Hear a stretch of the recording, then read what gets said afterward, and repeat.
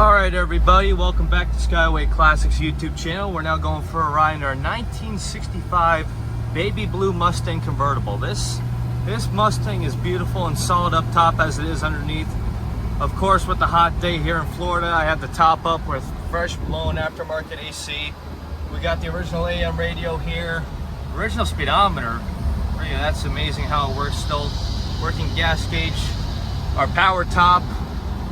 Beautiful white interior, as you can see from the seats, all clean vinyl.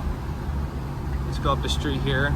It's got a 289 Mustang motor.